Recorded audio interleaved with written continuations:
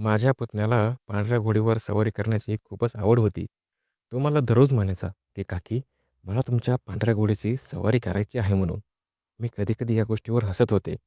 पण बऱ्याचदा तो माझ्यावर जबरदस्ती करतोय असं मला वाटत होतं. तो आमच्याकडे शिकायला होता. त्या दिवसात माझे पती परदेशात राहत होते.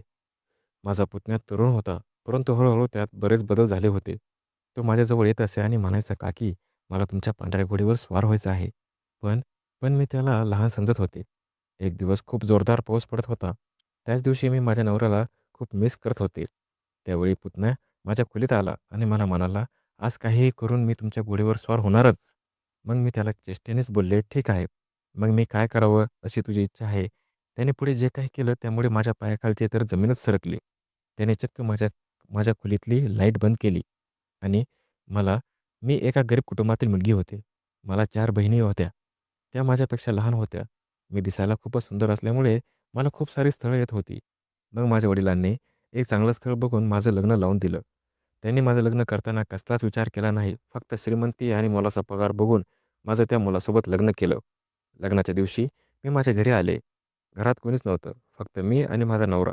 बाकी सगळे नातेवाईक त्या दिवशी माघारी गेले होते. आमचं घर खूपच मोठं होतं.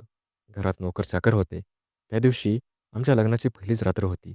माझ्या नवऱ्याने आमची रूम खूप छान पद्धतीने सजवली होती. मी आमच्या फुलांनी सजवलेल्या बेडवर नवऱ्याची वाट बघत बसले होते. अर्ध्या तासाने माझा नवरा रूममध्ये आला. त्याने आतून दार बंद करून घेतलं. तशी माझ्या हृदयाची धडधड वाढत चालली होती. तो माझ्याजवळ येऊन बसला आणि त्याने माझ्या डोक्यावरचा पदर बाजूला केला. मी खूप घाबरले होते. मला खूप लाजही वाटत होती. त्याने माझ्या चेहऱ्यावरून ओळखलं आणि इकडच्या तिकडच्या गप्पा सुरू केल्या. सुरुवातीला तर त्याच्याशी बोलताना मला खूप अवघडल्यासारखंच झालं होतं. पण नंतर मीही थोडी रिलॅक्स झाले आणि त्याच्या गप्पामध्ये हरवून गेले. तो चक्क 2 तास माझ्याशी गप्पा मारत होता. मी आता पूर्ण लाज आणि भीती विसरले होते. मग त्याने माझा हात हातात घेतला आणि प्रेमाचा पहिला पाऊल उचलला. त्याने रूमची लाईट बंद केली आणि माझ्यावर रात्रभर भरभरून प्रेम केलं. मला त्या दिवशी खूप छान झोप लागली होती. मला सकाळी जाग आल्यावर मी पाहिलं, की माझा नवरा कुठेतरी जाण्याच्या तयारीत होता. मी उठल्यावर त्याने मला जे काही सांगितलं त्यावर मला विश्वासच बसत नव्हता. मी खूप नाराज झाले, कारण माझा नवरा लग्नाच्या दुसऱ्याच दिवशी त्याच्या ऑफिसच्या कामानिमित्त परदेशात निघाला होता. मी त्याला म्हणाले, "आपल्या लग्नाला अजून 1 दिवस झाला नाही आणि तुम्ही लगेच मला सोडून एवढ्या लांब निघालात?" तर तो मला म्हणाला, "मला जावंच लागेल राणी, ऑफिसचं काम आहे." मी त्याला अडवण्याचा खूप प्रयत्न केला, पण त्याने माझं काहीच ऐकलं नाही. तो मला म्हणाला, "नाराज होऊ नको. मी लवकरच तुला भेटायला येईल." आणि तो निघून गेला. आता एवढ्या मोठ्या घरात मला एकटीला खूप बोर होत होतं. म्हणूनच मी घरकामात माझा दिवस घालवू लागले. आमच्या घराच्या मागच्या बाजूला घोड्याचा तबेला होता. त्या तबेल्यामध्ये 3 घोडे होते. त्यातील एक पांढरी शुभ्र घोडी होती. मला लहानपणापासूनच प्राण्यांचा खूप लळा होता. त्यामुळे मी त्या घोड्यामध्ये रमून गेले. मला खास करून ती पांढऱ्या रंगाची घोडी खूपच आवडत होती. तिचे डोळे निळसर रंगाचे होते. मी रोज सकाळी आवरून त्या घोड्यांचा चारा पाणी देण्यासाठी जायचे. थोडा वेळ त्यांच्यासोबत घालून मी परत माझ्या कामाला लागायचे. असेच दिवस जात होते. एकदा मी घरकामात व्यस्त होते तेव्हा अचानक दाराची बेल वाजली. मी पटकन जाऊन दार उघडलं तर समोर बघते तर काय, एक मुलगा उभा होता. तो खूपच हँडसम आणि स्मार्ट दिसत होता. तो खूपच तरुणही होता. त्याच्यावरूनच मी ओळखलं की तो माझा पुतण्या आहे. कारण मी त्याला माझ्या लग्नात पाहिलं होतं. मी त्याला आत यायला सांगितलं तेव्हा त्याने त्याच्या भल्या मोठ्या 3 बॅग आत ओढत आणल्या आणि सोफ्याच्या बाजूला येऊन उभ्या केल्या. मला काही समजलं नाही. तेवढ्यात माझ्या फोनवर नवऱ्याचा फोन आला.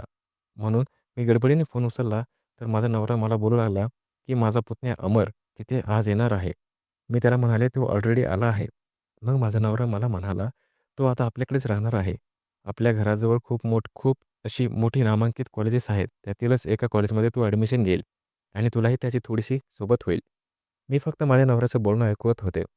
माझ्या मनातील गोष्ट त्याला सांगू शकत नव्हते. माझ्या नवऱ्याला हे कळत नव्हतं, की मला त्याचा पुतण्या नाही तर तो हवा आहे. पण मी नवीन नवरी असल्यामुळे जास्त काहीच बोलू शकत नव्हते. मी माझ्या नवऱ्याचा फोन ठेवून दिला आणि माझ्या पुतण्याला त्याची खोली दाखवण्यासाठी गेले. माझ्या खोलीपासून 2 ते 3 खोल्या सोडून त्याला एक खोली दिली. त्याला ती खोली खूपच आवडली. तो म्हणाला, "काकी, रूम खूपच छान आहे. अगदी तुमच्यासारखीच." तो असं बोलल्यावर मला त्याचं खूपच आश्चर्य वाटलं. पण तो पुढे काहीच बोलू लागला. म्हणाला, "काकी, तुम्ही खूपच सुंदर आहात. मी तुम्हाला जेव्हा तुमच्या लग्नात पाहिलं होतं, तेव्हा मी तुमच्या प्रेमातच पडलो होतो." मी घरात हसले आणि त्याला म्हणाले, "हो, पण मी तुझी काकी आहे हे देखील विसरू नको." तोही हसायला लागला आणि म्हणाला, "हो काकी." मी त्याला म्हणाले, "तू फ्रेश होऊन घे, तोपर्यंत मी तुझ्यासाठी नाश्ता बनवते." तो फ्रेश होण्यासाठी रूममध्ये गेला, तोपर्यंत मी त्याच्यासाठी नाश्ता बनवला आणि आम्ही दोघांनी नाश्ता केला. नाश्ता केल्यानंतर तो घराच्या आजूबाजूलाच बघत होता. तेव्हा त्याला तो घोड्याचा तबेला दिसला. त्यालाही घोडे खूप आवडत होते. तो लगेच मला घेऊन तिथे गेला आणि म्हणाला, "काकी, मला घोड्याची सवारी करायला खूप आवडतं. खास करून ही तुमची पांढरी घोडी आहे. तिची सवारी करायला मला खूप आवडेल. ती खूपच आकर्षक आहे. अगदी तुमच्यासारखीच." तेव्हा मी त्याच्याकडे पाहिलं तर तो माझ्याकडे तिरक्या आणि घाणेरड्या नजरेनेच बघत होता. पण मी त्याला लहान समजून चेष्टेत म्हणाले, "चालेल, मी कधीतरी नक्कीच तुला घोडीची सवारी करेन." त्यानंतर तो रोज माझ्या मागेच लागला, की "काकी, मला कधी घोडीची सवारी करणार आहात? मला तुमच्या पांढऱ्या घोडीची सवारी करायला खूप आवडेल. तुम्ही कधी मला पांढऱ्या घोडीची सवारी करणार आहात?" पण मी त्याचं बोलणं चेष्टेत घेत होते. एकदा अमर मला म्हणाला, "मी आज ॲडमिशन घेण्यासाठी कॉलेजमध्ये जाणार आहे. दुपारी उशिराच घरी ये." त्याला मी "ठीक आहे" असं म्हणाले. घरातली सगळी कामं झाल्यानंतर मी थकून दुपारी थोडी विश्रांती करण्यासाठी रूममध्ये झोपले. तेवढ्यात मला कोणीतरी जवळ आल्याचा भास झाला. म्हणून मी दचकून उठले आणि मागे वळून पाहते तर चक्क अमर माझ्या बाजूला उभा होता आणि तो माझ्या उघड्या कमरेकडे बघत होता. मी त्याला म्हणाले, "काय काम होतं?" तेव्हा तो मला म्हणाला, "काकी, मला चहा करून द्या. मला गरम-गरम काहीतरी हवं आहे." त्यावेळी तो माझ्या सगळ्या शरीराकडे निरखून बघत होता. मी त्याला म्हणाले, "ठीक आहे, मी तुला चहा बनवून देते." आणि त्याला चहा बनवून दिला. तो रोज माझ्यासोबत घोड्यांना चारा पाणी देण्यासाठी येत होता. त्यामुळे मला ते बोलत होता, की तुम्ही कधी मला पांढऱ्या घोडीची सवारी करणार आहात म्हणून. पण मी शांत बसत होते आणि त्याच्या होला हो देत होते. एकदा अमर मला म्हणाला, "मी आज माझ्या मित्रासोबत बाहेर जाणार आहे. मला रात्री घरी यायला खूप वेळ होईल." मी त्याला "ठीक आहे" असं म्हणाले. रात्री सगळी कामं झाल्यानंतर माझ्या रूममध्ये जाऊन झोपले होते. अमर अजून आलाच नव्हता. बेडवर पडल्या-पडल्या मला कधी झोप लागली ते समजलंच नाही. मध्यरात्री मला कुठल्यातरी आवाजाने जाग आली. तो आवाज ऐकून मला कसं तरी होत होतं. मी इकडे-तिकडे बघितलं तर तो आवाज मला खिडकीच्या बाहेर येत होता. मी घाबरले आणि तोंडावरून पांघरून घेऊन पळून पाहिले. मग दुसऱ्या दिवशी सकाळी नाश्ता करताना मी अमरला विचारलं, "तू रात्री कधी आलास?"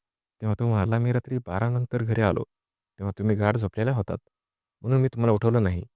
त्या दिवशी देखील मला रात्री तो आवाज आला. पण मला आज बघायचं होतं, की तो आवाज नेमका कुठून येतोय म्हणून. मी दार उघडून बाहेर आलो, तर अमरच्या खोलीतून तो आवाज येत होता. मी थोडी पुढे गेले आणि त्याच्या खोलीत वाकून बघितलं, तर तो मोबाईलमध्ये काहीतरी बघत विचित्र सहाय्य करत होता.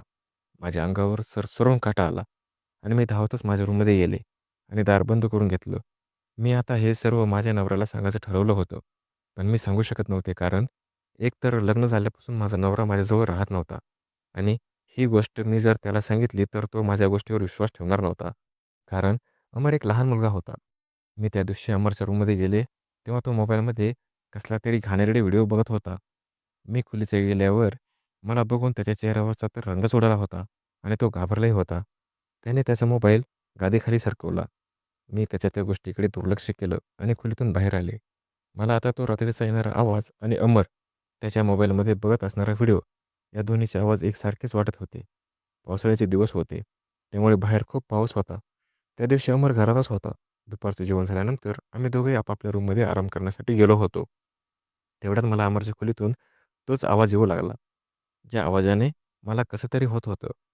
मग मी त्याच्या रूममध्ये गेले आणि त्याला म्हणाले, "अमर, हा कसला आवाज येतोय? बघू मला तुझा मोबाईल." "काय बघतोस तू तुझ्या मोबाईलमध्ये?" तेव्हा तो जरा लाजला. पण मी त्याच्या हातातून मोबाईल हिसकावून घेतला आणि बघितलं तर मलाच लाज वाटू लागली. कारण तो घोड्यांचे व्हिडिओ बघत होता. मी त्याला विचारलं, "अमर, हे काय आहे?" तर तो म्हणाला, "काकी, मी तुमच्या किती दिवस मागे लागलो आहे, की मला पांढऱ्या घोडीची सवारी करायची आहे. पण तुम्ही मला करूनच देत नाही.